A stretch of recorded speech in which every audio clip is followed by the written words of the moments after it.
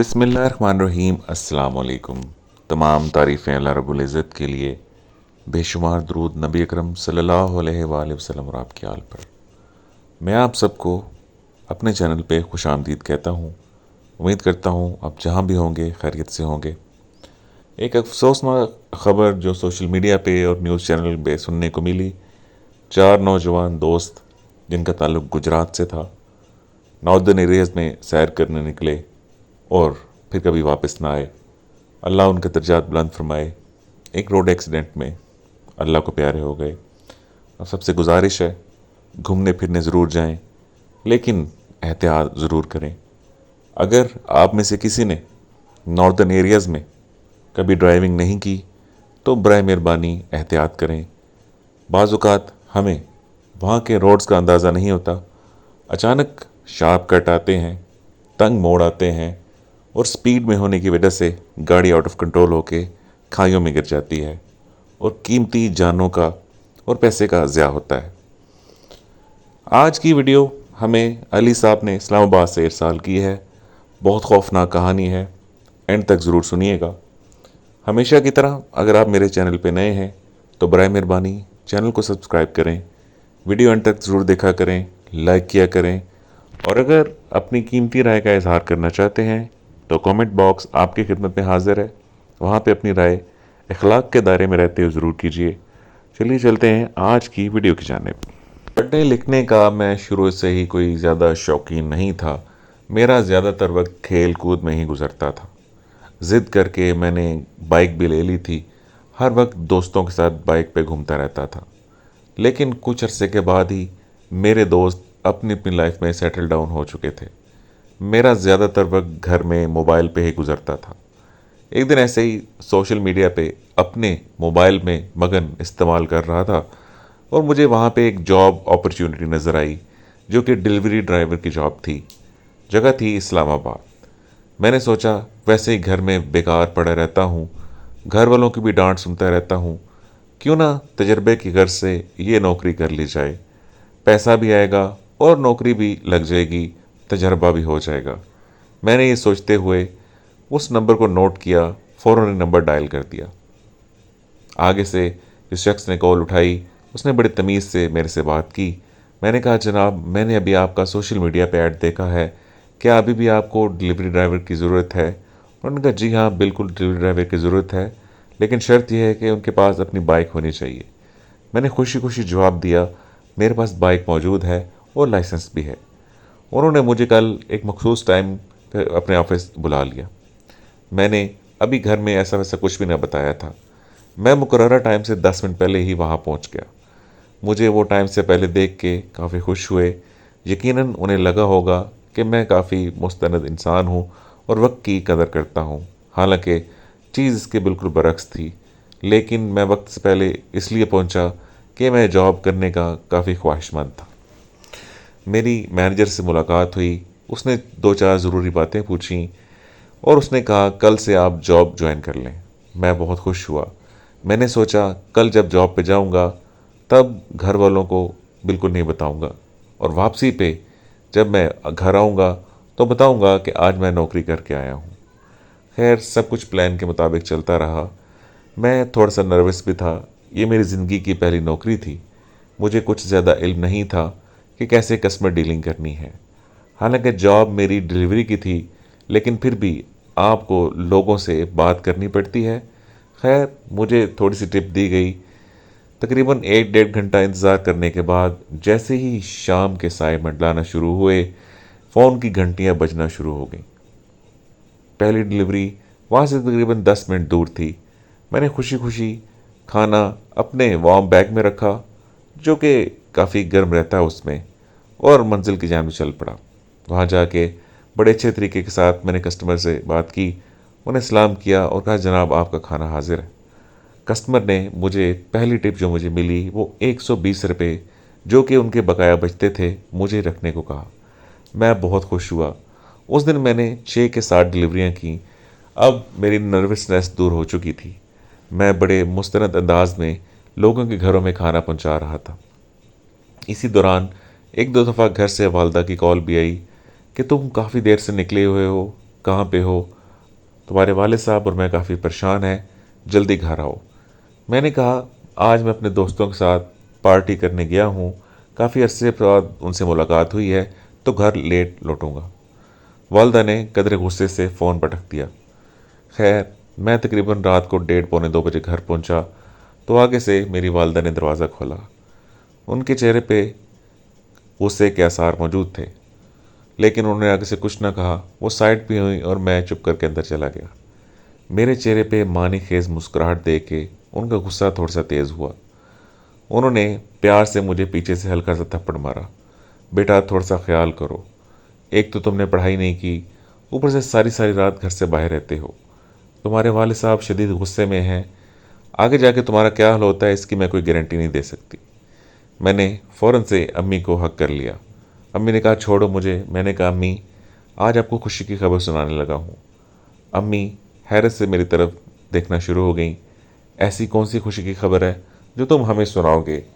میں نے کہا امی آج میں نوکری کر کے آیا ہوں۔ امی نے کہا شاید تم میرے سے مذاق کر رہے ہو، تاکہ جیسے میں نے تمہیں کہا کہ ہم لوگ غصے میں ہیں، تمہارے بابا بڑے غصے میں ہیں، ان سے بچنے کے لیے ایک نیا جھوٹ گھڑ رہے ہو۔ میں نے جیب سے جو مجھے ٹپ ملی تھی اس دن تقریباً 750 روپے، پہلے دن ہی جاب سے ٹپ ملنا، اتنی زیادہ ٹپ میں قطعی طور پہ توقع نہیں کر رہا تھا، لیکن اس دن مجھے 750 روپے ٹپ ملی تھی۔ میں نے کہا امی یہ دیکھیں مجھے 750 روپے ٹپ بھی ملی ہے، یہ ایک فوڈ ڈلیوری کی جاب ہے جسے کرنے کے بعد میں بہت خوش ہوں۔ ابو اندر میری باتیں سن رہے تھے جو میں امی سے کر رہا تھا۔ ان کا غصہ دور ہو چکا تھا۔ وہ باہر آئے، انہوں نے مسکراتے میری جانب دیکھا۔ انہوں نے کہا مجھے خوشی ہوئی کہ تم نے ذمہ داری کا احساس کیا۔ میرے 2 چھوٹے بہن بھائی بھی ہیں جو کہ اس وقت سو رہے تھے۔ میں نے ابو جان کو جھک کے ملا، ان سے کہا ابو جان میں انشاءاللہ آپ کا ساتھ دوں گا، یقیناً میں نے کافی ٹائم ضائع کیا ہے، لیکن میری زندگی کی پہلی نوکری ہے، مجھے دعا دیں اللہ مجھے اس میں کامیاب کرے۔ امی ابو اور میں تینوں بیٹھ کے کھانا کھایا۔ ایک بات تو تھی، میرے والدین کبھی میرے بغیر کھانا نہ کھاتے تھے۔ میں نے ان سے معذرت کی کہ آپ کو میرا انتظار کرنا پڑا۔ اسی طرح میرے دن گزرتے گئے۔ کچھ دن تو بالکل خاموش رہتے، 2-3 ڈلیوریز آتی، لیکن کبھی کبھار معاملات کافی مصروف ہو جاتے، 15 سے 20 ڈلیوری بھی کرنی پڑ جاتی۔ ایک دفعہ مجھے کافی دور سے ایک آرڈر موصول ہوا جو کہ صرف میں ہی رہ گیا تھا اور مجھے دینے جانا تھا۔ کافی بڑا آرڈر تھا۔ جب میں وہاں پہ پہنچا تو معلوم پڑا کہ وہاں پہ پارٹی چل رہی ہے۔ میں نے 2-3 دفعہ بیل دی، اندر سے ایک لڑکی، نوجوان لڑکی، چہرے پہ مسکراہٹ لیے دروازے پہ آئی۔ اس نے کہا فائنلی تم آ گئے۔ میں نے کہا جی میم میں حاضر ہوں۔ اس نے بل پوچھا، میں نے انہیں فوڈ پکڑایا، بل لیا اور واپس پلٹ پڑا۔ دروازہ زور سے بند کیا گیا۔ میں نے اپنی دھن میں بائک سٹارٹ کی اور اپنی فوڈ پوائنٹ پہ واپس آ گیا۔ یہ آج رات کی آخری ڈلیوری تھی۔ جب میں نے پیسے گنے اس میں تقریباً 900 روپے زیادہ تھے۔ میں نے سوچا اسے جا کے واپس کرتا ہوں، پہلے سوچا کال کرتا ہوں، لیکن یہ کیسے ممکن ہے؟ اس وقت میں نے پیسے گنے تھے، مجھے یہ لگا تھا کہ اس نے مجھے ایگزیکٹ قیمت ادا کی ہے، لیکن جب میں نے وہاں آ کے دوبارہ گنے اس میں 900 روپے زیادہ تھے۔ مجھے تھوڑا سا برا محسوس ہوا۔ ایسا کیسے ہو سکتا ہے؟ اگر کسٹمر نے کمپلین کر دی تو میری جاب بھی جا سکتی ہے۔ ایک لمحے کے لیے میں نے سوچا میں دوبارہ جاتا ہوں اور وہاں جا کے پیسے دے آتا ہوں۔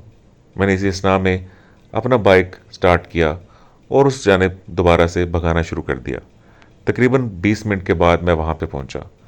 حیران کن طور پہ ایسا لگ رہا تھا کہ میں یہاں کبھی آیا ہی نہیں ہوں۔ جہاں پہ تھوڑی دیر پہلے پارٹی عروج پہ تھی، اب وہاں پہ گپ اندھیرا تھا۔ ایسا لگ رہا تھا کہ جیسے یہاں پہ کبھی پارٹی ہوئی نہ ہو۔ خیر میں نے سوچا میرے جانے کے بعد انہوں نے پارٹی ختم کی ہو اور اب کھانا کھانے میں مصروف ہوں۔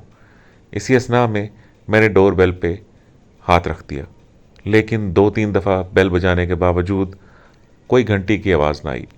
میں نے اپنی چابی کی مدد سے دروازہ کھٹکھٹایا، لیکن اس کے باوجود اندر سے کوئی آواز نہ آئی۔ میں حیرت سے اس گھر کو تکتا رہا۔ 5-7 منٹ وہاں پہ انتظار کرنے کے بعد میں وہاں سے واپس لوٹ پڑا، یہ سوچتے ہوئے کہ شاید سو گئے ہوں گے یا اس گھر میں پارٹی کر رہے ہوں گے، کھانا شاید انہوں نے کہیں اور جا کے کھانا ہوگا۔ ملے جلے خیالات کے ساتھ میں واپس آ گیا۔ اس دن میری ٹپ 2100 روپये بنی تھی، مجھے اچھی طرح یاد ہے۔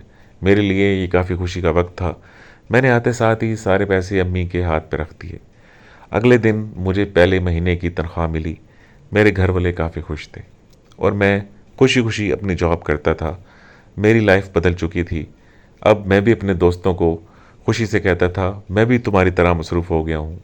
وہ سن کے کافی خوش ہوتے تھے، کہتے تھے بہت اچھی بات ہے، تم نے وہلا رہنے کے بجائے نوکری شروع کر دی ہے، ہم تمہارے لیے دعا گو ہیں، اللہ تمہیں کامیاب کرے۔ آج موسم کافی خراب تھا، سردیاں شروع ہو چکی تھیں۔ پاکستان میں سردیوں میں عموماً بارشیں کم ہی ہوتی ہیں، لیکن لگ رہا تھا آج کافی تیز بارش ہونے والی ہے، اور وہی ہوا۔ تھوڑی دیر کے بعد بارش شروع ہو گئی، اور جس طرح آپ جانتے ہیں جب بارش ہوتی ہے تو لوگ گھروں میں بیٹھ کے کھانے کا آرڈر کرتے ہیں اور خوب انجوائے کرتے ہیں۔ کافی بزی رات تھی۔ اب تقریباً رات کے 11:30 بج چکے تھے۔ مجھے دوبارہ سے میرے مینیجر نے فوڈ کا ایک تھیلا پکڑایا اور کہا یہاں تم پہلے جا چکے ہو، یاد کرو ایک بہت بڑا آرڈر لے کے تم ایک دفعہ گئے تھے، تقریباً پچھلے مہینے کی بات ہے۔ میں نے وہ ایڈریس دیکھا۔ تھوڑی دیر سوچنے کے بعد مجھے فوراً خیال آیا، ہاں یہ وہی ایڈریس ہے جہاں پہ پارٹی چل رہی تھی۔ میں نے کہا جناب مجھے اس پتے کا اچھی طرح معلوم ہے، میں جا کے کھانا دے آتا ہوں۔ انہوں نے کہا دیکھو بارش کافی زوروں کی لگی ہوئی ہے، چاہو تو تم تھوڑا سا انتظار کر لو۔ میں نے کہا اگر میں نے انتظار کیا تو کھانا ٹھنڈا ہو جائے گا، کسٹمر کو اچھا نہیں لگے گا۔ وہ کافی اچھے سے جانتے تھے میں بڑی محنت اور لگن سے کام کر رہا تھا۔ وہ میرے رویے سے اور میری محنت سے کافی خوش تھے۔ میں نے تھوڑا سا بھی ٹائم ضائع کیے بنا اپنے آپ کو اچھی طرح کور کیا، پیراشوٹ کا کوٹ پہنا، کھانے کو ہاٹ باکس میں رکھا اور جانب منزل چل پڑا۔ بارش کافی تیز تھی، اس لیے میں بائک کو آرام آرام سے اور احتیاط سے چلا رہا تھا۔ جب میں وہاں پہ پہنچا بدستور اس گھر کی لائٹیں آف تھیں۔ میں نے کہا آج کوئی پارٹی وغیرہ تو نہیں ہے، لیکن امید ہے آج دروازہ کھل جائے گا۔ میں نے بیل پہ ہاتھ رکھا، لیکن بدستور گھنٹی کی آواز نہ آئی۔ میں نے اپنی بائک کی چابی کی مدد سے دروازہ زور زور سے بجانا شروع کر دیا، اس لیے کہ بارش ہو رہی ہے اور شاید بارش کا شور بھی ہے تاکہ آواز اندر چلی جائے۔ لیکن اب 10 منٹ ہو چکے تھے اور دروازے پہ کوئی نہ آیا۔ میں کافی پریشان ہوا۔ بدقسمتی سے میرے پاس اس جگہ پہ آرڈر کرنے والے کا نمبر موجود نہیں تھا۔ میں نے دوبارہ سے زور سے دروازہ بجایا۔ آہستہ آہستہ دروازہ کھلنا شروع ہوا۔ کنڈی اس طرح کھل رہی تھی جس طرح زنگ آلود ہو، اور کھلتے کھلتے کافی زیادہ آواز پیدا کر رہی تھی۔ وہ لوہے کا دروازہ تھا۔ میں تھوڑا سا پیچھے ہٹ گیا۔ اندر سے ایک بزرگ قدرے جھکی ہوئی کمر کے ساتھ ایک عورت نمودار ہوئی۔ اس نے سپاٹ شکل کے ساتھ میری جانب دیکھا، جس طرح مجھے پہچاننے کی کوشش کر رہی ہو۔ کون ہو تم نوجوان؟ میں نے کہا محترمہ اس گھر کے پتے سے کھانے کا آرڈر آیا ہے۔ اس نے کہا کھانے کا آرڈر؟ اچھا تمہارا بل کتنا ہے؟ میں نے بل پہ دیکھا تو لکھا ہوا تھا 1250 روپے۔ میں نے انہیں قیمت بتائی۔ اس نے فوراً سے میرے ہاتھ میں پیسے تھما دیے اور کھانا پکڑ لیا۔ کھانا پکڑاتے وقت میرا ہاتھ اس کے ہاتھ سے ٹکرایا۔ مجھے ایسے محسوس ہوا جس طرح میں نے اپنے ہاتھ سے فریج سے نکالی ہوئی برف کو پکڑ لیا ہو۔ اتنا سرد ہاتھ، سردی تھی لیکن اتنی بھی شدید نہیں تھی کہ ایک انسان کا ہاتھ اتنا سخت ٹھنڈا ہو۔ اور پھر بھی جب آپ کسی ٹھنڈی چیز کو پکڑتے ہیں تو اس کی ٹھنڈک محسوس ہوتے ہوتے 3 سے 4 سیکنڈ تو لگتے ہیں، لیکن اس بوڑھی عورت کا ہاتھ جیسے میرے ہاتھ سے ٹکرایا، میں نے ایسی ٹھنڈک آج تک محسوس نہیں کی۔ میں نے جھٹک کے فوراً اپنا ہاتھ پیچھے کر لیا۔ اس کی آنکھوں میں عجیب سی وحشت محسوس ہوئی۔ میں مارے ڈر کے تھوڑا سا پیچھے ہٹ گیا۔ اس نے مجھے 1500 روپے پکڑائے تھے اور اس نے دروازہ فوراً سے بند کر لیا۔ میں فوراً اپنی بائک کی جانب تیز قدموں سے چلا۔ پیچھے مڑ کے دیکھا تو دروازہ ایک دفعہ کھلا اور پھر بند ہو گیا۔ مجھے گھبراہٹ سی محسوس ہو رہی تھی، لیکن میں نے ہمت کر کے بائک سٹارٹ کی اور اپنے ریسٹورانٹ پہ پہنچ گیا۔ اس کے بعد 2-3 ڈیلیوریز آرڈر آئیں، لیکن میری طبیعت عجیب بوجھل ہو رہی تھی۔ میں نے مینیجر سے ریکویسٹ کی، سر میری طبیعت خراب ہے، آج میں گھر جلدی جانا چاہتا ہوں۔ کیونکہ وہ میرے کام سے کافی خوش تھے، انہوں نے بغیر کسی روک ٹوک کے مجھے گھر جانے کی اجازت دے دی۔ میں گھر آیا، میرے سر میں شدید درد ہو رہا تھا۔ میں نے والدہ سے کہا مجھے چائے بنا دیں۔